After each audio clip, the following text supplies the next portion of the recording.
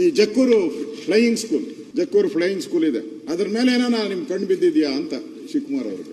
ಏನ್ ಮಾಡ್ಬೇಕು ಅಂತ ಇದ್ದೀರಾ ಅದನ್ನ? ಜಕ್ಕೂರು ಫ್ಲೈಯಿಂಗ್ ಸ್ಕೂಲ್ 217 ಎಕರೆ, ಏನೋ ಎಲ್ಲ ಮಕ್ಕಳು, ಸಣ್ಣ ಬಡವ್ರ ಮಕ್ಕಳು, ಮಧ್ಯಮ ವರ್ಗದವ್ರ ಮಕ್ಕಳು ಪೈಲಟ್ ಆಗ್ಲಿ ಅಂತ ಹೇಳಿ ಪ್ರಾರಂಭ ಮಾಡಿದ್ದು. ಇದು ಮೈಸೂರು ಮಹಾರಾಜರು ಪ್ರಾರಂಭ ಮಾಡಿದ್ದನ್ನ. ಇಲ್ಲೇ ಇದೆ ನೋಡಿ, ಜಕ್ಕೂರು ಹಸಿರು ನೆಲೆಯಾಗಿಯೇ ಇರಲಿ, ಸ್ಥಳಾಂತರಕ್ಕೆ ಜಾಗ ಅರಣ್ಯ ಇಲಾಖೆದು ಕೊಟ್ಟಿದ್ದೀರಿ. ಜಕ್ಕೂರು ಎಕ್ಸಿಕ್ಯೂಟಿವ್ ಕ್ಲಬ್ ಮಾಡಬೇಕು ಅಂತ ಅದನ್ನ ಯಾರೋ MLAಗಳಿಗೆ, MP ಗಳಿಗೆ, ಅಧಿಕಾರಿಗಳಿಗೆ ಮಾಡಬೇಕು ಅಂತ ಪ್ರಪೋಸಲ್ ಇದ್ದಿದ್ದು. ನನಗನ್ಸುತ್ತೆ ಈ ಕ್ಲಬ್ನ ಇದನ್ನ ಮುಚ್ಚೋದ್ರಿಂದ ಏನಾಗುತ್ತೆ, ರಿಯಲ್ ಎಸ್ಟೇಟ್ ಮಾಫಿಯಾ ಇದೆಯಲ್ಲ, ಆ ಫ್ಲೈಯಿಂಗ್ ಟೇಕ್ ಆಫ್ ಲ್ಯಾಂಡಿಂಗ್ ಅಲ್ಲಿ ಯಾರು ಹೈರೈಸ್ ಬಿಲ್ಡಿಂಗ್ ಕಟ್ಟಂಗಿಲ್ಲ, ಹೈರೈಸ್ ಬಿಲ್ಡಿಂಗ್ ಕಟ್ಟಂಗಿಲ್ಲ. ಇದನ್ನೇನ ಚೇಂಜ್ ಮಾಡಿಬಿಟ್ರೆ ಅಲ್ಲಿ ಎಲ್ಲ ಆಕಾಶಕ್ಕೆ ಗಗನ ಚುಕ್ಕಿ ಬರ ಚುಕ್ಕಿ ಓದ್ತಲ್ಲ, ಹಂಗೆ ಓದ್ತಾ ಇರ್ತೈತಲ್ಲ, ಬಿಲ್ಡಿಂಗ್ಗಳ ಮೇಲೆ ಬಿಲ್ಡಿಂಗ್, ಕೋಟ್ಯಾಂತರ ರೂಪಾಯಿ ವ್ಯವಹಾರ. ಇದು ದೇಶದ ಮೊದಲ ವೈಮಾನಿಕ ಫಸ್ಟ್ ಇನ್ ಇಂಡಿಯಾ ಮಹಾರಾಜರಲ್ಲ, ಜವಾಹರ್ಲಾಲ್ ನೆಹರು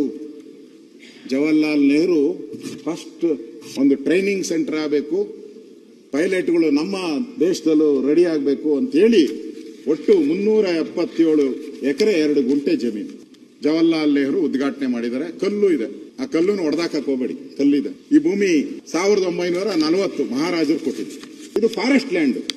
ಇವ್ರೇನ್ ಕಬಳಿಕೆ ಮಾಡಕ್ ಹೋಗ್ತಾ ಇದಾರೋ, ಇಟ್ಸ್ ಎ ಫಾರೆಸ್ಟ್ ಲ್ಯಾಂಡ್. ಅವತ್ ಮಹಾರಾಜರು ಫಾರೆಸ್ಟ್ ಡಿಪಾರ್ಟ್ಮೆಂಟ್ ಅನ್ನ ಎಲ್ಲ ಕರೆದ್ಬಿಟ್ಟು ಈ ಪರ್ಪಸ್ಗೋಸ್ಕರ ಕೊಟ್ಟಿದ್ದಾರೆ, ಯಾವ್ದೋ ಫ್ಲೈಯಿಂಗ್ ಸ್ಕೂಲ್ಗೋಸ್ಕರ ಕೊಟ್ಟಿದ್ದಾರೆ, ಡೆಸಿಗ್ನೇಟ್ ಮಾಡಿ ಕೊಟ್ಟಿದ್ದಾರೆ. ಕಾನೂನು ಗೊತ್ತಿರೋರಿಗೆ ಗೊತ್ತಿರುತ್ತೆ, ಒಂದ್ಸರಿ ಇದು ಕೊಟ್ಟಿರೋಂತ ಪರ್ಪಸ್ ಇಲ್ಲ ಅಂತ ಆದ್ರೆ ವಾಪಸ್ ಫಾರೆಸ್ಟ್ ಇಲಾಖೆಗೆ ಹೋಗ್ಬೇಕು. ಇದು ಕಾನೂನು. ಜಮೀನ್ ಕೊಟ್ಟಿದ್ ಮಹಾರಾಜರು, ಕಲ್ಲಾಕಿದ್ದು ನೆಹರು ಅವರು, ಕಲ್ ಕಿತ್ತಾಗ್ತಾ ಇರೋದು DK ಶಿವಕುಮಾರ್ ಅವರು.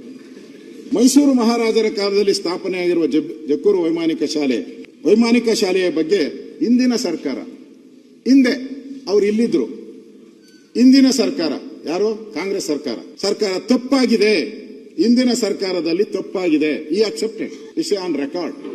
ನಾನು ಓದ್ತಾ ಇರೋದೆಲ್ಲ ರೆಕಾರ್ಡ್, ನಿಮಗೂ ಬೇಕಾದ್ರೆ ಕಳ್ಸಿಕೊಡ್ತೀನಿ, ಬೇಕಾದ್ರೆ ಇಸ್ ಅ ರೆಕಾರ್ಡ್. ತಪ್ಪಾಗಿದೆ.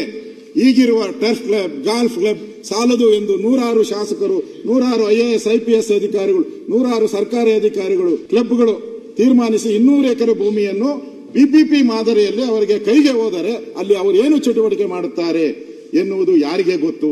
ಯಾರು? ಕೃಷ್ಣ ಬೈರೇಗೌಡ ಹೇಳಿರೋದು.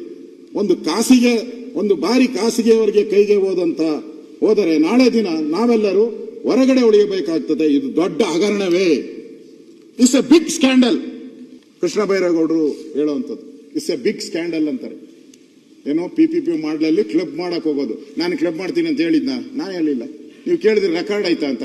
ರೆಕಾರ್ಡ್ ನೋಡಿ, Krishna Byregowda is telling on the floor. ಹಿಂದಿನ ಸರ್ಕಾರ ತಪ್ಪು ಮಾಡಿದೆ, ಇದು ದೊಡ್ಡ ಹಗರಣ ಅಂತ ಅಕ್ಸೆಪ್ಟೆಡ್ ಮಿಸ್ಟರ್ ಕೃಷ್ಣ ಬೈರೇಗೌಡ. ಇದಕ್ಕೇನ್ ಹೇಳ್ತೀರಾ? ಬೈರೇಗೌಡರು ಹೇಳಿರೋದು ನಮ್ಮ ಸರ್ಕಾರ ತಪ್ಪು ಮಾಡಿದೆ, ಇದನ್ನ ಮುಚ್ಚಬೇಡಿ, ಇದು ಮಹಾರಾಜರು ಕೊಟ್ಟಿದ್ದಾರೆ, ಇದನ್ನ ಒಂದು ಬಾಂಧವ್ಯದ ರೀತಿ ನಾವು ಉಳಿಸ್ಕೊಬೇಕು, ಇಲ್ಲಿ ಇನ್ನಷ್ಟು ಟ್ರೈನಿಂಗ್ ಕೊಡುವಂತದಕ್ಕೆ ಅವಕಾಶ ಆಗಬೇಕು ಅನ್ನೋದು ಕೃಷ್ಣ ಬೈರೇಗೌಡರು ಹೇಳಿರೋದು. ಬಹುಶಃ ಯಾರು ಕೂಡ ಈ ತರದ ಒಂದು ವೈಮಾನಿಕ ಸಂಸ್ಥೆಯನ್ನ ಮುಚ್ಚುವಂತ ಕೆಲಸವನ್ನ ಮಾಡಬಾರದು ಅಂತೇಳಿ ಕೃಷ್ಣ ಬೈರೇಗೌಡರು ಮಾತಾಡಿದ್ದಾರೆ. ಇಲ್ಲಿದ್ದಾಗ ಇಲ್ಲಿಂದ ಅಲ್ಲಿಗೆ ಫ್ಲೈ ಆದ ತಕ್ಷಣನೇ ಉಲ್ಟಾ ಸರ್ಕಾರನೇ ಫ್ಲೈಯಿಂಗ್ ಸ್ಕೂಲು ಫ್ಲೈ ಆಗೋಯ್ತು, ಹಂಗೆ ಆರಾಮ ಫ್ಲೈ ಆಗೋಯ್ತು ಫ್ಲೈಯಿಂಗ್ ಸ್ಕೂಲ್.